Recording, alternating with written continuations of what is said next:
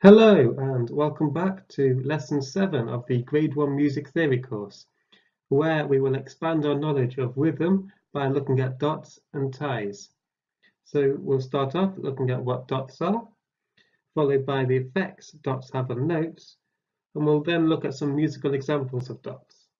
After this, we'll explore what ties are, and then as before, we'll look at the effects of ties. Finally, we'll finish up by looking at ties in music. So dots appear to the right of notes, like this. The dot will always appear directly to the right of the notehead, or if the notehead is on a line, it will appear directly above that line. The purpose of dots is to increase the duration of the note, and they can be used on both notes and rests. Now, dots are used to increase the duration of a note by half. For example, if we have a crotchet, which lasts 1 beat, a dotted crotchet would be 1.5 beats. If you ever struggle to work out the length of a dotted note, it might be easier to break the note up. So using the crotchet example, let's break the crotchet into 2 quavers. As a dot increases the length of a note by half, we would add half the length of a crotchet. Because the crotchet is 2 quaver beats, this would therefore make it 3 quaver beats if it was a dotted crotchet. Here's a few examples of the 3 common dotted notes you'll come across. The first 2 examples are a dotted quaver. The dotted quaver is easiest thought of as a quaver and semiquaver, or 1.5 quaver beats, or perhaps as 3 semiquavers. The next 2 examples are of a dotted crotchet.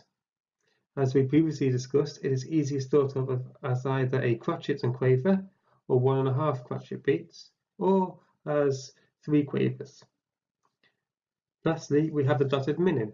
The dotted minim is best thought of as a minim and a crotchet, or 1.5 minims, or it can be thought of as 3 crotchets.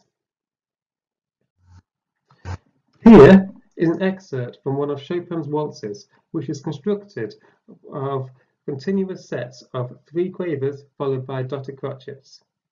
Before we play it, try to notice how the dotted crotchet is just as long as the 3 quavers, and how together they all create a very strong sense of rhythm.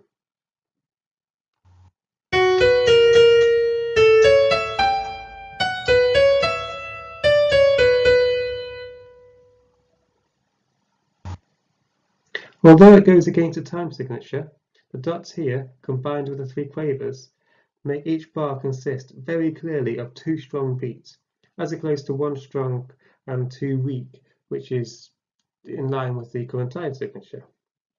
This is why it is such a great example of demonstrating the importance of different methods of altering the rhythm of different notes, such as dots.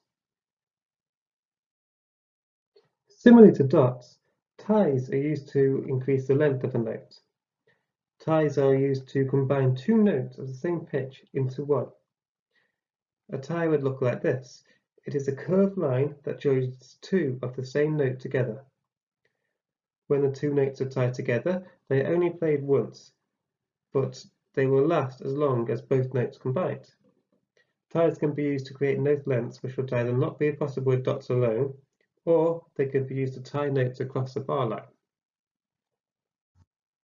So I'm now going to play to you another section of the same Chopin piece we listened to earlier. I've included the bass in the audio.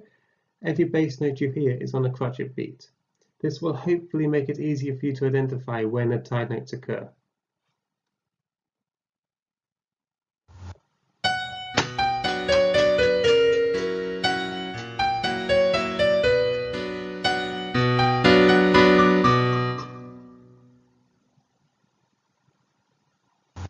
If you struggle to hear the effect of the tied notes, don't worry. As you progress with theory, performing and general musical ability, it will become easier. Although dots and ties are used extensively throughout music, and getting acquainted with them is a must, that's all you really need to know about dots and ties for now. So as always, thanks for watching. If you need practice, there are free exercises or worksheets alongside written lessons and all grade 1 topics available at learningmusictheory.co.uk. Please like, comment and subscribe if you found the video useful. It is much appreciated and it really helps me out. See you in the next lesson.